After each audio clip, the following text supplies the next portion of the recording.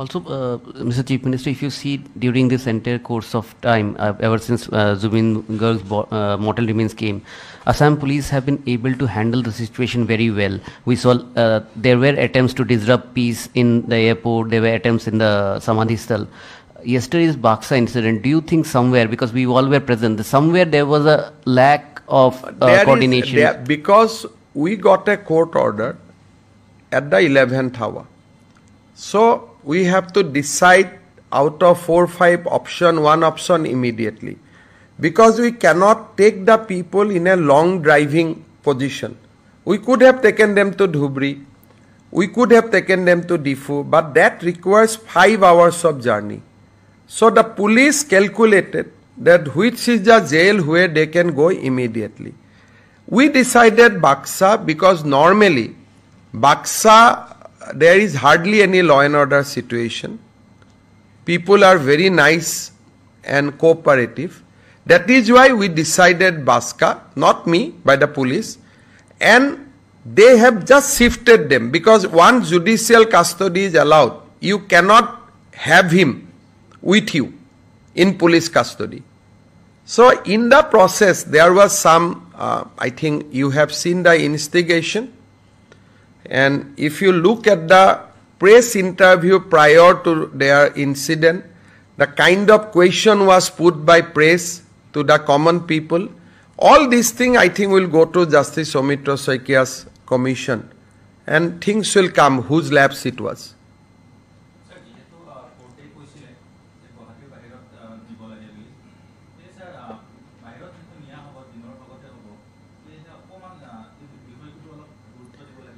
গুৰুত্ব আমি কেনেকৈ দিব পাৰোঁ আপুনি কথাটো বুজি পোৱা নাই 10:30 বজাত কোৰ্টে আমাক নিৰ্দেশ দিলে যে তেওঁক এখন সিকিউৰ জেলত লৈ যাওক আমি কোট ৰাখি থম তেখেতক সেই মাজৰ সময়খিনি কবাত ৰাখি থলেতো আমি চাহ খুৱাব লাগিব ভাত দিব লাগিব আপোনালোকে কি অৱস্থা কৰিলেহেঁতেন ভাবক কি ধৰণে আমি চলি আছো এটা আমাৰ বাদে কোনেও নাজানে 28 দিন আমি কোনেও খোৱা নাই বাক জুবিনৰ কাৰণে নুখুলে ভাল লাগিলহেঁতেন প্ৰেছৰ কাৰণে সোশ্যাল মিডিয়া সব কথাতে পইণ্ট উলিয়াই দিয়ে এতিয়া যদি কয় যে মই কথা কৈ আছো ই নীলাটো পিন্ধি কিয় কথা কৈ আছে কিয় বগাটো পিন্ধা নাই এনেকে ধৰণে মানে মই নিজেও নাজানো যে অসমীয়াই পিছত কি বুলি কাক জবাব দিব জুৱা 28টা দিনত যি ধৰণে ভুৱা বাতৰি উৰা বাতৰি প্ৰচাৰ হৈছে পিছত কি জানি আমি নিজে নিজক লাজ পাম মই আগতে কৈছো জুবিনৰ মৃত্যুৰ আগত এই সকল কেতিয়াও জুবিনৰ অনুৰাগী নাছিল মই এটা নাম কলে নাম নুকুৱাকৈ কম এটা বাতৰি গোষ্ঠীত জুবিনে গৈ আক্ৰমণ কৰিছিল অতিষ্ঠ হৈ জুবিনৰ বিপক্ষে লিখি থকা কাৰণে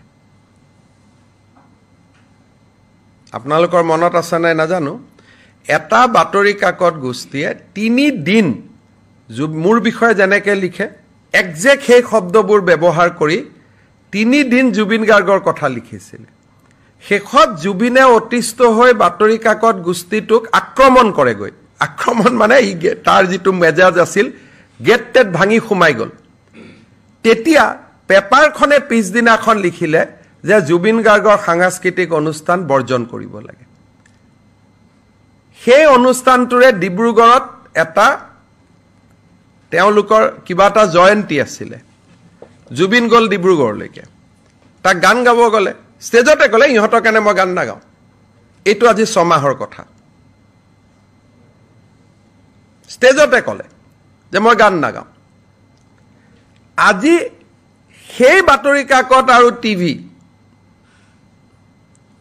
একেবাৰে অমুক কৰিছে তমুক কৰিছে শীতল পানীয় গতিকে মই নিজে বুজি নোপোৱা হৈ গৈছো যে আমি কোনখন অসমত আছো এই গুটে কথাটো মই আকৌ এবাৰ কৈছো যে জুবিনৰ যেতিয়া ডিব্ৰুগড়ত বেমাৰ হৈছিল তেতিয়া বিশেষ বিমানেৰে অসম চৰকাৰে জুবিনক দিল্লীলৈকে লৈ গৈছিল পিছদিনাখনটো গোটেই বাতৰি কাকত বিলাকে মোক গালি দিছিল আজি কৈছে চাৰ্টাৰ দি কিয় জুবিনক লৈ অহা নাই তেতিয়াও মই ভয় খাই আছিলোঁ সিদিনাখন কিজানি চাৰ্টাৰ দি জুবিনক লৈ আহিম ইয়াত গালি গালাজ কৰে গতিকে এই গোটেই পজিশ্যনবিলাক আপোনালোকেও পিছত আই থিংক যিখন অভিযোগনামা দাখিল হ'ব সকলোৱে বহুত আচৰিত হ'ব নতুন নতুন বহুত তথ্যও পাব আৰু that will be a it will not be a very easy গোটেই বস্তুটো জাতিটোক এবজৰ্ভ কৰোঁতে সময় লাগিব অভিযোগনামাখন কাৰণ তাত বহুত কথা থাকিব গতিকে তেতিয়া আপোনালোকে নিজকে নিজে এবাৰ চোৱাৰ সময় পাব মইতো আচৰিত হৈ যাম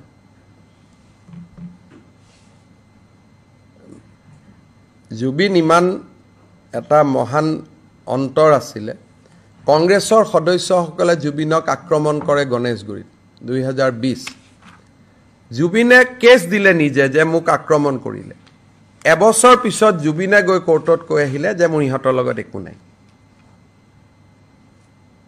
আপোনালোকে জানে নাজানে মই নাজানো মই ষ্টৰিটো কৈ দিছোঁ 2020ত গণেশগুৰি ফ্লাইঅভাৰ তলত যুৱ কংগ্ৰেছৰ ল'ৰাসকলে জুবিনক আক্ৰমণ কৰে আক্ৰমণ কৰাৰ পিছত জুবিনে নিজে কেছ দিয়ে নিজৰ হাতৰ চহী দি এবছৰ পিছত জুবিনে আদালতত গৈ কয় যে ল'ৰাকেইটাৰ লগত মোৰ একো দুশ্মনী নাই ইহঁতক এৰি দিওঁ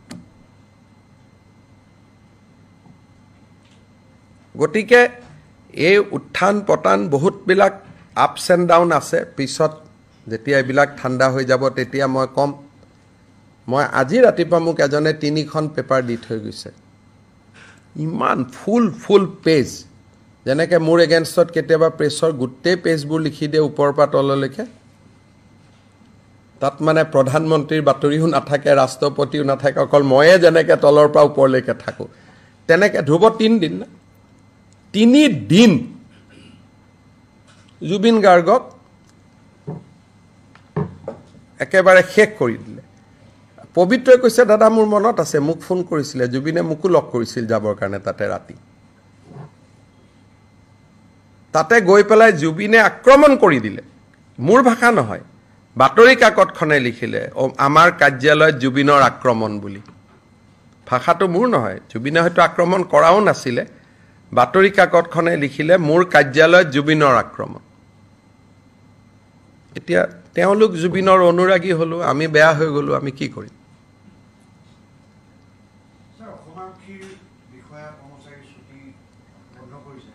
এতিয়াতো ক'ৰ পৰা ছুটিত যাব দিব বেয়া নহয় আপোনালোকে যদি সংকল্প লয় ভাল কৰি দিম বুলি আজিয়ে হৈ যাব গোটেই বিষয়টোতো আপোনালোকৰ ওপৰত নহয় আপোনালোকে যদি আজি সংকল্প লয় যে জুবিন গাৰ্গৰ মৃত্যু হত্যা দুৰ্ঘটনা এই বিষয়টো লৈ আমি এছআইটিয়ে দিয়া নিউজৰ বাদে একো নচলাওঁ সব পুলিচক মই ছুটিত যাব দি দিম মই নিজেও ছুটিত গুচি যাম গোটেই সমস্যাটো ক'ত আছে ভুৱা পোষ্টমৰ্টেম ৰিপৰ্ট কোনোবাই দেখুৱাই নেকি কি কৰি আছো আমি অলপতো চাব লাগিব আৰু এইবিলাকৰ ৰিজাল্ট কি হ'ব কালি আপোনালোকে কৈছে পানবজাৰ থানাত যদি গণ্ডগোলটো লাগিলহেঁতেন সেইখিনি সময়ত স্কুলৰ ল'ৰা ছোৱালী আপ এণ্ড ডাউন কৰে তাতে যদি পাথৰবাজি হ'লহেঁতেন কিমান বাচ্চাৰ কি হ'লহেঁতেন আপোনালোকে চিন্তা কৰকচোন গতিকে কিটো ধৰণে মই পাৰ কৰিছোঁ সময়খিনি ময়ে বুজি পাওঁ সেইটো আৰু বেলেগে বুজি নাপায় হ'ব আৰু আছেনে বাকী ইমান ক'লোঁ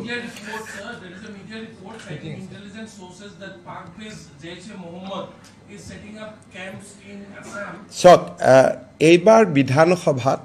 দুখন ডাঙৰ আইন আহিব আৰু এই দুইখন আইনৰ জৰিয়তে আমি যিটো কৈছিলোঁ জাতি মাটি ভেটি দুটা শেষ গজাল মাৰিবৰ কাৰণে আমি চেষ্টা কৰিম আজিয়ে মই আইন দুখনৰ বিষয়ে ক'ব খোজা নাই নেক্সট কেবিনেটত এপ্ৰুভ হোৱাৰ পিছত ক'ম চ' জুবিনৰ ঘটনাটোক লৈ আমি যেনেকৈ দুখিত তদন্তৰ প্ৰক্ৰিয়া ক্ষিপ্ৰগতিত কৰি আছোঁ আমি আমাৰ মেইন কামটোক এৰি দিয়া নাই আমি আমাৰ মেইন যিটো জাতি মাটি ভেটি তাতে আমি লাগি আছোঁ আৰু আপোনালোকে দেখা পাব যে অহা কেবিনেটত আমি দুখন অহা বা তাৰ কেবিনেটত দুখন ডাঙৰ আইন আমি আনিম যিটো 25 নৱেম্বৰত বিধানসভাৰ মজিয়াত আমি লে কৰিম কাৰণ জেচি মহম্মদ হক কিবা এই যে 8জন লৰাই হ'ল আজি মই অভিযোগ কৰা নাই তেওঁলোক জেনুইন ইনোসেন্ট হ'ব পাৰে কিন্তু এটা প্যাটাৰ্ন এটাটো আপোনালোকে দেখা পাইছে আজি মই একো কোৱা নাই যদি অহা বছৰ সকলো মানুহে কৈ দিয়ে যে আমি ঈদো পালন নকৰো হিন্দুৱে যেহেতু দীপাৱলী জুবিনৰ কাৰণে পালন নকৰিলে আমি ঈদো পালন নকৰো তেতিয়ালেতো মই মানে ক'ব লাগিব যে হয় এটো কোনো ষড়যন্ত্ৰ নাই একো নাই এটো এটা খুব ধুনিয়া পৰিবেশ এটা অসমত নিৰ্মাণ হৈছে কেশৱ দাহিনান ভাষণত কৈছে যে জুবিনৰ মৃত্যুৱে যিখন অসমৰ পৰিবেশ গঢ়ি দিলে বুলি এজিপিত কৈছে কিন্তু পৰিবেশটো গঢ়ি দিলে নে নাই তাৰ কাৰণে বৰদিন খ্ৰীষ্টমাছ ঈদলৈকে ৰখিব লাগিব আজি এটো ক'ব নোৱাৰে হয় নে নহয় বহুত বহুত ধন্যবাদ